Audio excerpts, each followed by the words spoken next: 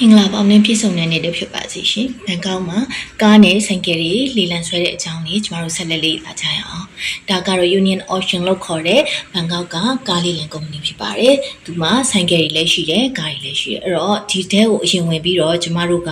သူတို့ဒီနေ့အတွက်လေလံဆွဲပေးမဲ့ကားတွေဆိုင်ကယ်တွေကိုထွက်လာတဲ့ဒီ announcement စာအုပ်ကလေးကိုယူခဲ့ကြတယ်ပေါ့နော်။အခမဲ့ရပါတယ်။ပြီးတော့တောက်ရည်လည်းအခမဲ့တောက်လို့ရတယ်။ဒီနားမှာရေတံဘူးတွေမုတ်တွေနေ့လည်စားစရာတွေစားပြီးစားစရာရောင်းတဲ့ဆိုင်တွေလည်းရှိတယ်။ aircon ဖွင့်ထားတယ်။အဲ့တော့ကျမတို့အဲ့မှာ AC ထိုင်ပြီးတော့လေ့လာကြမယ်။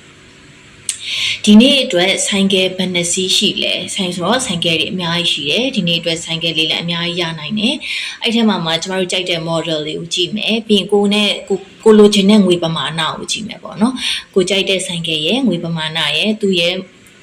ပါဝင်တဲ့ model တွေပေါ့နော်အဲ့ဒါတွေကိုကြည့်ပြီးပြီဆိုလို့ရှိရင်ကျမတို့နောက်ကကားကိုလည်းလေ့လာမယ်ပေါ့နော်အဲ့တော့တင်ငယ်ချင်းအုပ်စုလိုက်တွေတွားကြတာများတယ်အဲ့တော့တိုင်ပင်နဲ့ပေါ့နော်ဘယ်သူကကားနဲ့ကျွမ်းကျင်လဲကိုကဆိုင်ကယ်နဲ့ကျွမ်းကျင်တဲ့သူရှိတယ်ကားနဲ့ကျွမ်းကျင်တဲ့သူရှိရပေါ့နော်အဲ့လိုသူတို့စီမှာဒီထုတ်ထားတဲ့ဒီရက်တွေပေါ့နော်3ရက်တစ်ပတ်ကို3ရက်ရှိတယ်ကြာတာပရိတောက်ကြစနေပေါ့နော်အဲ့တော့ကိုအဆင်ပြေတဲ့ရက်လေးကိုတွားပြီးတော့လေ့လာလို့ရတယ်ကိုဆွဲကျင်နေဆိုလို့ရှိရင်เนาะဒီစာအုပ်ကလေးကိုအရင်ဆုံးလေ့လာ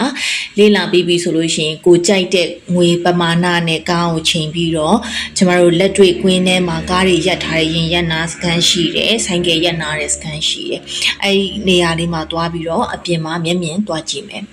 အဲ့တော့ကားတွေရဲ့set တွေအတွင်းကန်းတွေ model တွေမှန်အကုန်စစ်လို့ရတယ် condition တွေအကုန်စစ်လို့ရတယ်ဝင်ကြည့်မောင်းကြည့်စမ်းကြည့်လို့လည်းရတယ်တချို့ကတော့ပေးထားတယ်ပေါ့နော်နောက်တစ်ခါကျတော့ဆိုင်ကယ်လည်းဒီလိုပဲ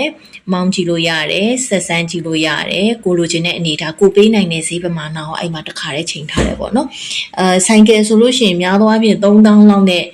အဝယ်ဖြစ်ကြတာများတယ်အယောင်းဝယ်ဖြစ်ကြတာများတယ်ဆိုတော့ကိုနိုင်တဲ့ငွေပမာဏအထိကိုဘယ်လောက်ပေးမယ်ဆိုတာပေါ့အဲ့ဒါလေးကိုစမ်းကြည့်ရတယ်ပေါ့နော်အခုဆိုရင်ကျမတို့ဒီအပြင်မှာထွက်ပြီးတော့ဆိုင်ကယ်တွေကိုလေ့လာတယ်ကားတွေကိုလေ့လာတယ်ဒီ condition အတိုင်းပဲကိုပြန်ထည့်ရမယ့်ငွေပမာဏတွေလည်းချိန်ရတယ်ပြီးတော့ဒီမှာရှိတဲ့အခွန်တွေပေါ့နော်ဒါအားလုံးအပြီးအစီငွေသားအသက်တင်ပြီးလို့ရှိရင်ထပ်ပေါင်းမဲ့ cost တွေရှိတယ်ပေါ့နော်အဲ့ cost တွေထပ်ပေါင်းပြီးရင်ဘယ်လောက်ကျမလဲပြီးရင်သူတို့ရဲ့ဒီ owner book တွေလည်းပေးတာရှိတယ် owner book ကိုလည်းပြန်လျှောက်တော့ကို့မှာတော့ပန်းရောင်ကတ်ဒါမှမဟုတ် work permit တော့ရှိထားရတယ်ပေါ့နော်အဲ့တော့ဒီမှာရှိတဲ့စာရွက်စာတမ်းတေချာစစ်ရတယ်အဲ့စာရွက်စာတမ်းမှာတချို့ကဒီသူ့ရဲ့ document စုံတယ်မစုံဘူးဆိုတာအာမခံတယ်မခံဘူးဆိုတာသူတို့ကရေးထားတယ်ဒါပေမဲ့ထိုင်းလို့ဖြစ်တဲ့အတွက်ကျမတို့က translate လုပ်ဖို့လိုတယ်ထိုင်းဘာသာစကားရရင်တော့ပိုအဆင်ပြေတယ်ပေါ့နော်အဲ့တော့ကျမတို့ကဒီ condition ကိုလည်းကြိုက်ပြီးငွေလဲနိုင်ပြီဆိုရင်တေချာပေါက်စားရဲဆိုင်ဆိုမစုံစစ်ဖို့လိုတယ်အဲ့ဒါတေချာမှာတေချာပြီးကြိုက်ပြီဆိုတော့ဒီ service counter မှာသွားပြီးတော့ကျမတို့